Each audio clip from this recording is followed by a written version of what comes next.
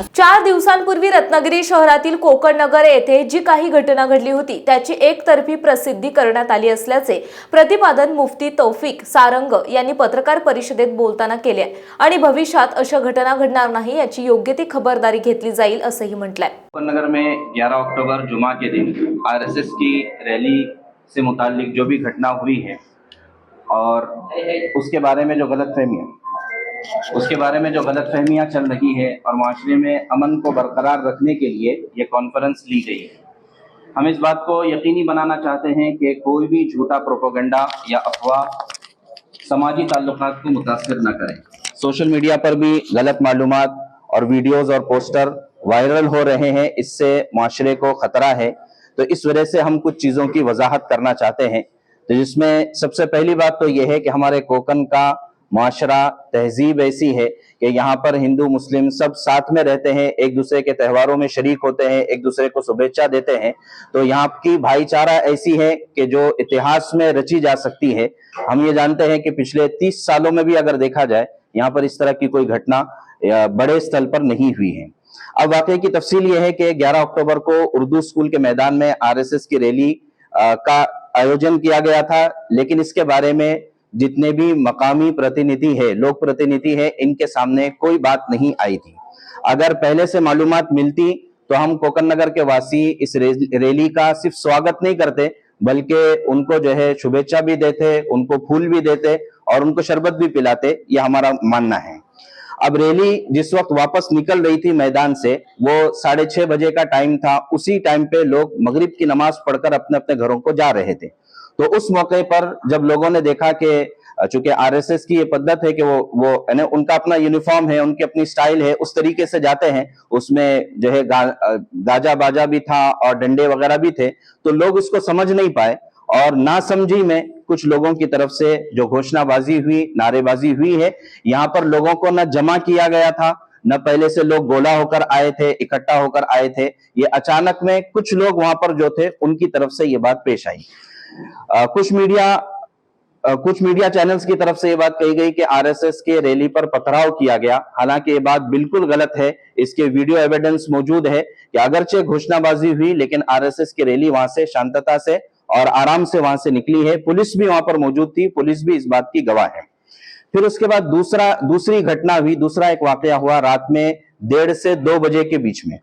बहुत सारे लोग कोकणनगर के इलाके में पहुंचे और वहां पर इंतशार हुआ और वहां पर जो है यहाँ तक के पथराव भी हुआ। तो उस वक्त भी पुलिस वहां पर मौजूद थी और पुलिस ने फिर सारा मामला अपने हाथ में लिया, कंट्रोल किया और हर तरफ से लोगों को अपने दूर कर दिया। ये पुलिस की कामयाबी रही। तो ये 2 अलग अलग वाकये हुए थे कोकणनगर में। तो जो है इन दोनों वाकये को गड़मुड़ कर या तो पेश किया जा रहा था या गलत मैसेज दिया जा रहा था। तो इस वजह से हमारी दरखास्त है तमाम मीडिया चैनलों से, पत्रकारों से, जर्नलिस्ट से कि हम इस इलाके में भाईचारा चाहते हैं, अमन और आश्ती चाहते हैं। तो इसलिए हमारी गुजारिश है कि यहाँ पर अमन और आश्ती को बरकरार रखा जाए और प्रशासन से भी, हुकूमत से भी हमारी दरखास्त है कि इस तरह का जब भी कोई प्रोग्राम हो तो हमारे इलाके में जो भी हमारे लोक प्रतिनिधि है इनके सामने बात रखी जाए। और हम फिर कहते हैं कि हम इस तरह की जो भी अमन और शांतिपूर्ण जो भी कार्रवाई होगी, प्रोग्राम होगा, हम उसमें साथ ही नहीं देंगे बल्कि हम उनका इस्तकबाल करेंगे, स्वागत करेंगे। तो यही आप लोगों से भी दरखास्त है और तमाम इस पूरे मामले में जितने भी लोग इन्वॉल्व है इन सब से हमारी दरखास्त है कि यहाँ पर अमन और शांति को बरकरार रखा जाए। ये सबसे महत्वपूर्ण। कोकणनगर येथील त्या घटनेबाबत उद्योजक मुस्तकीम साखरकर यांनी सविस्तर माहिती देत आपली बाजू स्पष्ट केली। पत्रकार परिषद आयोजित करण्यात आली आहे। कोकणनगर मध्ये सामाजिक एकोपा परंपरा कायम राखण्याबद्दल कोकणातील हिंदू मुसलमान समाजाने अनेक दशकांपासून गणेशोत्सव, दहीहंडी उत्सव, देवीच्या मिरवणुका यांसारख्या सणांमध्ये मनोभावे सहभाग घेतला आहे। त्यासाठी नेहमी सहकार्यही केले आहे। दोन्ही समाजांतील बंधुभाव हा नेहमी आदर्श राहिला आहे। या घटनेपूर्वी देखील कधीच कोणताही वाद किंवा असंतोष निर्माण झालेला नाही। मात्र 11 ऑक्टोबर 2024 रोजी शुक्रवारी अशी परिस्थिती निर्माण झाली ज्याच्यामुळे संभ्रम आणि गैरसमज निर्माण झाले। घटनेचा ताळेबंद आरएसएस रॅली आणि गैरसमज। 11 ऑक्टोबर रोजी उर्दू शाळेच्या मैदानात आरएसएस ची रॅली आयोजित करण्यात आली होती। मात्र या रॅलीच्या आयोजनाची कोणतीही पूर्वकल्पना स्थानिक ग्रामस्थांना देण्यात आली नव्हती।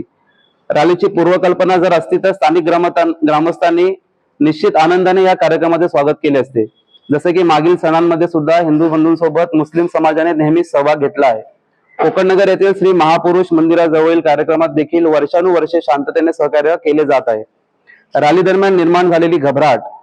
रॅली सुरू असताना मुस्लिम बांधव आपल्या मगरिबच्या नमाजेनंतर घराकडे परतत होते. मात्र या रॅलीत लाट्या आणि बँडबाजाचा समावेश पाहून घटनास्थळी उपस्थित स्थानिक नागरिक आश्चर्यचकित झाले, कारण यापूर्वी अशा प्रकारची रॅली या परिसरात कधीही पाहण्यात आलेली नव्हती. योगायोगाने मगरिबच्या नमाजचे पठण करून स्थानिक नागरिक परतीच्या मार्गाने आपापल्या घरी जाण्याकरिता निघाले.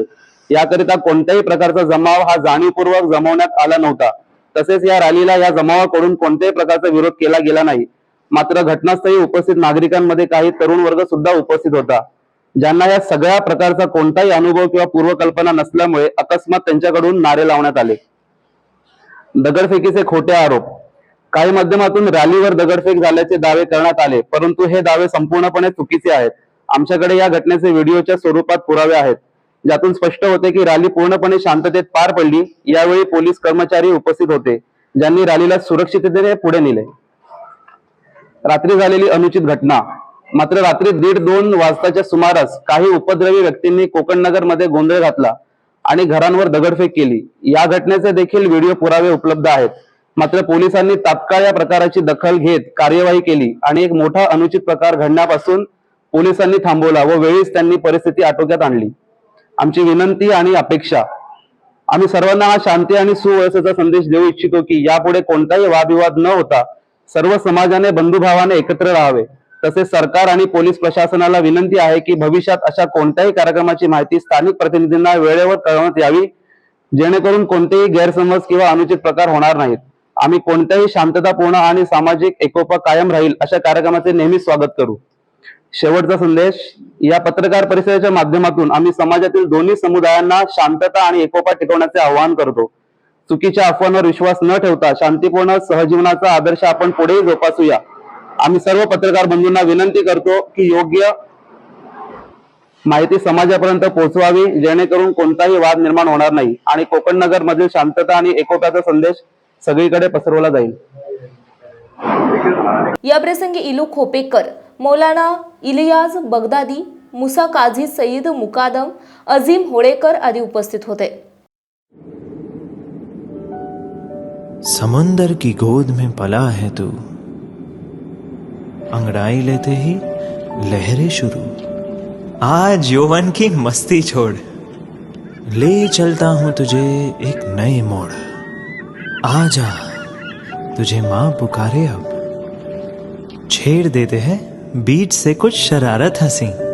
गले लगा ले उसे ए फकीर, इंतजार कर रहा है तेरा तो. चल दे देते हैं उसे फसल की खूबसूरती तो.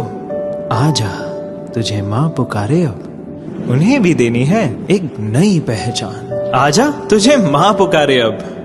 फिनोलेक्स पाइप्स पहुंचाए पानी को अपनी माँ के पास. महाराष्ट्रातील तसेच कोकणातील महत्त्वाच्या बातम्या पाहण्यासाठी कोकण 24 तास न्यूज चॅनलला YouTube वर सबस्क्राईब करा आणि बेल आयकॉन प्रेस करा.